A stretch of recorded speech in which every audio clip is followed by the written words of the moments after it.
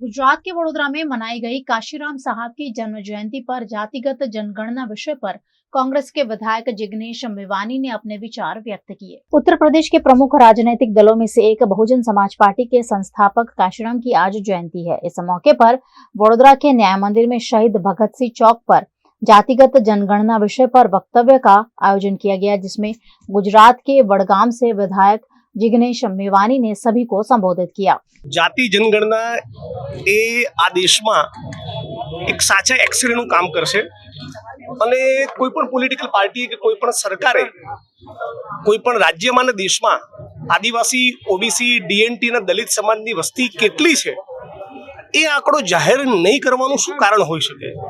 એમાં કોઈ કારણ છે નહીં। ગુજરાતમાં દેશમાં શેડ્યુલ કાસ્ટની દલિત સમાજની વસ્તી કેટલી છે આપણને ખબર છે, આદિવાસી સમાજની વસ્તી કેટલી છે એ આપણે જાણીએ છીએ। તો ઓબીસી સમાજની વસ્તીનો આંકડો બહાર આવે એમાં કોઈને પેટમાં શા માટે દુખવું જોઈએ?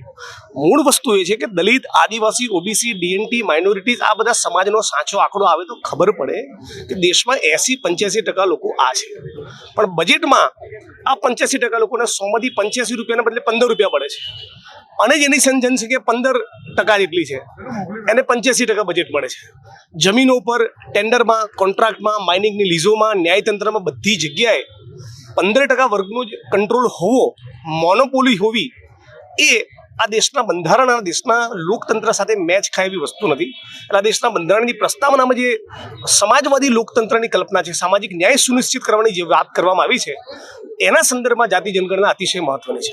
ગુજરાતમાં દેશમાં આદિવાસી અને દલિત સમાજની જનસંખ્યા આપણે ગણતરી કરી તો શું થયું એનાથી? સાચો આંકડો ખબર પડ્યો, રાઈટ? આપણે ધારો કે કોઈ જિલ્લાની અંદર ટાર્ગેટેડ કુપોષણ દૂર કરવું છે, અરવલ્લી જિલ્લામાં ધારો કે કુપોષણ દૂર કરવું છે, તો કયા બાળકો કુપોષણથી પીડાય છે એનો સર્વે તો કરવો પડે। એનો આંકડો આવે કે 8,432 લોકો છે તો ખબર પડે કે 8,432 લોકો માટે કુપોષણ નાબૂદીની યોજના બનાવવાની છે। એટલે મૂળ જેને સંસાધનોની વહેંચણી એ દલિત, આદિવાસી, ઓબીસી તરફ થવા દેવી નથી એ લોકો આને આ પ્રમાણે એક સ્વરૂપ આપી રહ્યા છે। નરેન્દ્રભાઈ પોતે કહે છે કે હું ઓબીસી છું તો હો જાય જનગણના, ક્યાં પ્રોબ્લેમ છે? સમગ્ર વડોદરા શહેરમાં, આખા ગુજરાતમાં, આખા દેશમાં રાહુલજી પણ એમની યાત્રા દરમિયાન ભારત જોડો ન્યાય યાત્રામાં સતત આ મુદ્દાને રેઝ કરી રહ્યા છે। અમે બધા જ આ મુદ્દે બોલી રહ્યા છીએ અને ફક્ત આ મુદ્દે બોલી છે એવું નથી, બેરોજગારી અને મોંઘવારીની ચરમસીમા પર છે। વડોદરા શહેરમાં જે બોટ કાંડ થયું એ ભ્રષ્ટાચારના કારણે એના પીડિતોને આજે પણ ન્યાય નથી મળ્યો। તો રોડ, રસ્તો, ગટર, વીજળી, પાણી, શિક્ષણ, આરોગ્ય, રોજગાર અને સાથે સાથે જાતિ જનગણના આ તમામ મુદ્દાઓને લઈને અમે લોકો વાત કરીએ છીએ।